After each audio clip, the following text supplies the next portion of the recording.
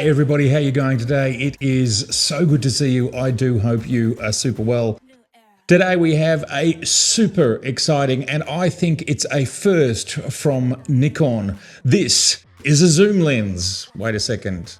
They've made zoom lenses before, but there's something very special about this particular lens, which I think absolutely points us to what the future looks like for Nikon and their collaboration with their newly, well, not so newly, as it was publicly announced almost a year ago, and it's been going on for something like 1 or 2 years, the purchase of the Red Cinema Camera Company.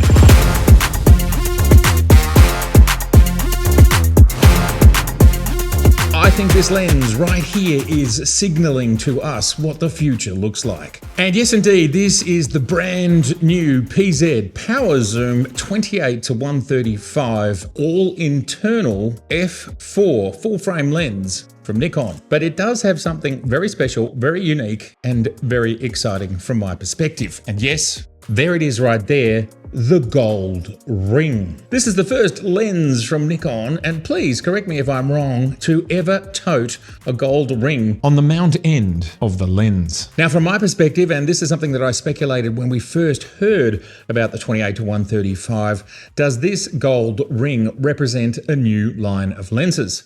And as I went on to further speculate, could we indeed have a video and cinema line of lenses that have gold rings at the mount end in order to go on to, say, a Nikon/Red Cine camera, which also has a gold ring? How cool would that be? Amazing. Now that's all speculation, but what is not speculation is that we have this brand new lens. And I can tell you, having worked with it since last year, that it is a cracker of a lens, extraordinarily high quality. And yes, indeed, it is a powered zoom. And for those that don't know what that means, it means the zoom function, the ability to go from 28 to 135, is by an electronic motor. And you can do that via this switch here, which has 11 levels of speed from fast to extremely slow. You can do that here with this. This also allows you to zoom. You can also program a large number of buttons on your camera to zoom in or zoom out via those buttons. And then with certain cameras that are compatible with the MLL7 remote control. I happen to have one of those right here. You can control the zoom function of this lens remotely, as I will show you right here with the Z6III. And now with this remote control, you can do this.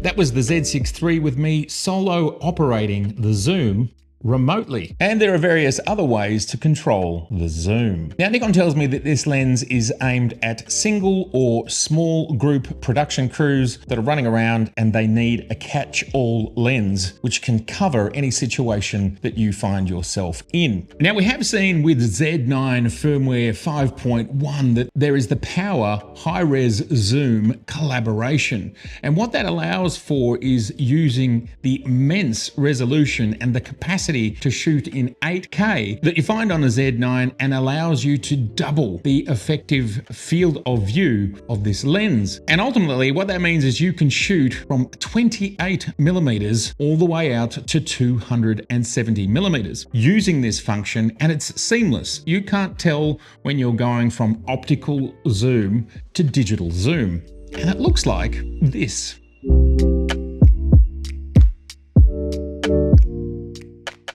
That's a pretty wow moment. Now we've seen this update with the Z9. I would absolutely expect to see it with the Z8, but also with the Z6III. Now, of course, this works when you're shooting in 4K and it's using that 8K of resolution to 2 times zoom into. I would definitely expect this to come with the Z8 because it does the same thing. And of course, this is also applicable with the Z6III, which has a 1.4 times digital crop. There are 11 different zoom speeds, and you can assign that speed and assign it to buttons, the function buttons on the front or buttons on the back of the camera, and then it will run at any of the assigned speeds. You can use the switch here on the side to creep anywhere from the slowest to the fastest speed, and then also you can zoom, which has a different style of zoom. This is more of a crash style zoom, if you use the zoom ring. Let's talk a little bit about the build quality of this lens, which I have to say I am super excited about. We have the programmable function ring here, which allows you to do aperture and other programmable functions.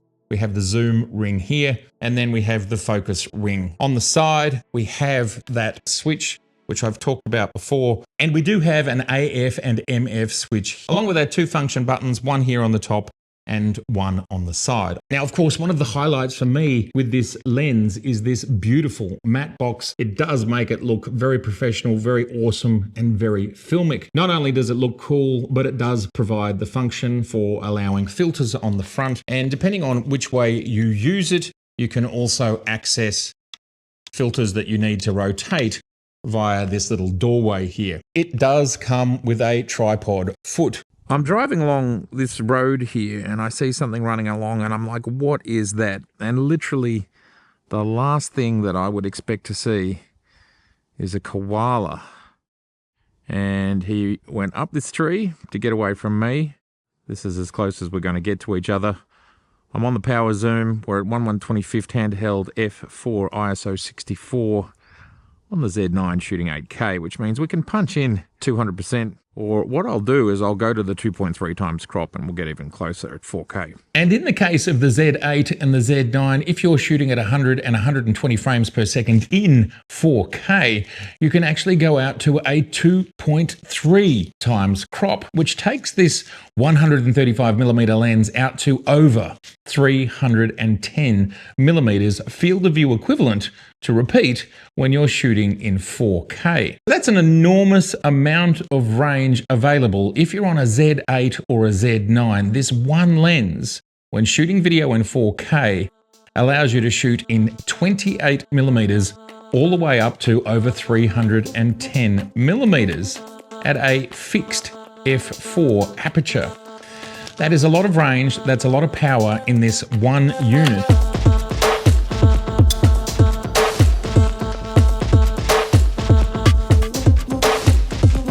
28 to 135mm f4 is a very, very well built lens. And interestingly, it kind of looks large and heavy, but it's not. It's a similar sort of weight to the 50mm 1.2, the 85 1.2, the plenar 70 to 200. And size-wise, again, you might say it looks big. And here we have, strangely enough, a very similar lens. This is the 24 to 120, not the 28 to 135 that's below. But have a look what happens when we zoom this out. They are near on exactly the same size. So that's really interesting. Now, of course, this lens is lighter because it does not have the extra housing. All of that zooming is in the interior, but that comes with some advantages. Having an all-interior zoom means that this lens is built for almost any situation. You can throw it into a sporting event, a natural disaster, a war zone, or a concert, into a jungle, any area that you can really think of, and everything that happens in this lens happens in the interior. It's very well built. It has Nikon's professional level of weather sealing. When using this lens on a tripod or a gimbal, you might be worried that the weight moves as the zoom moves. Nikon have gone to a lot of trouble to ensure that the weight barely changes when moving the zoom. And quite frankly, when I've been zooming, I have not been able to feel a difference in weight. Again, this makes it super easy for the solo or small team production crew to get shots quickly and do it all with the one lens. Of course, this lens is using STM focus motors.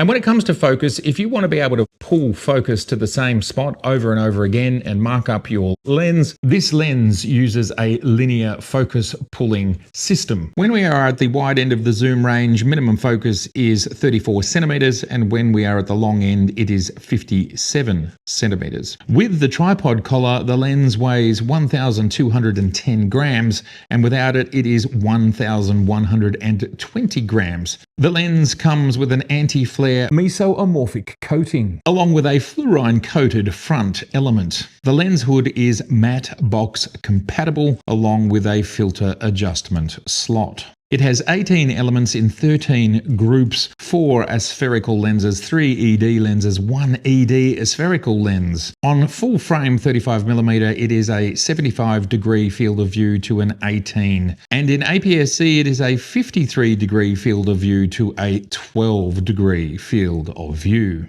There are 9 rounded aperture blades. The aperture is f4 to 22. We can see here with the in-body image stabilization how well the Z9 is handling this lens through the range, along with getting a slow zoom at the same time. And what can we expect for pricing? Well, here in Australia, it is 3,399 Australian dollars, including tax. And I believe the US price will be $2,599, excluding tax. I think you can use this absolutely as a selfie cam. 28 is pretty wide, actually, so it's all good.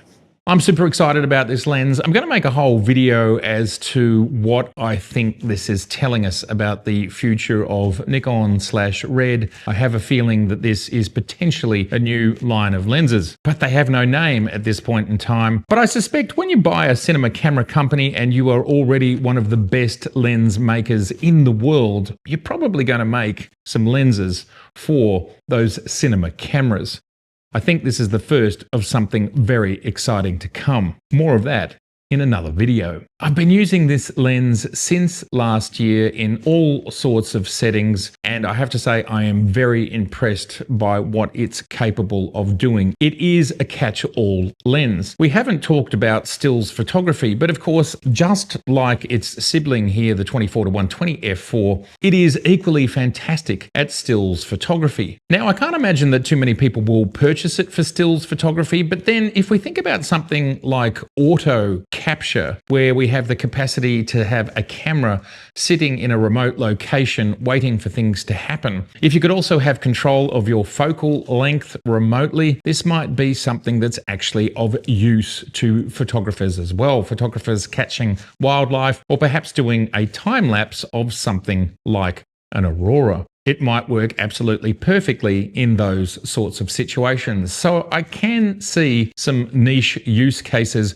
where photographers might be interested in this lens, and it performs equally stunningly as a stills lens as it does as a video lens. As this is a video-focused lens, it's probably not for everybody, and those who are shooting stills can absolutely buy the smaller sibling here, the 24-120. That makes complete sense. But for those who are in a small production crew, perhaps shooting a documentary, or perhaps news gathering, or even content creators, this is the sort of lens that gives you everything in one package, and coupled with something like the Z6III is very powerful, and coupled with the Z8 and the Z9, even more powerful. I think this is a great addition to the Z range of lenses. All right, everybody, I'd love to know your thoughts about the brand new NIKKOR Z PZ 28-135 f4. Do let me know in the comments below. I think it's an interesting lens. As I've said, it's not for everybody, but I think everybody should be excited about it, because anything that is expanding Nikon's market share and moving into cinema is huge. Anything that does that means that there is more money flowing for R&D, and that means more development of sensors, in-body image stabilization, AF algorithms, lenses, and so much more. Ultimately, this positively impacts all of us. I can't wait to see what the future holds. I can't wait to see the next gold ring lens. I think it's going to be a big year. It's been so good to see you, and if this is your first time here, I'd love to see you again, so please do subscribe, please share, and please like. All right, bye for now. New era.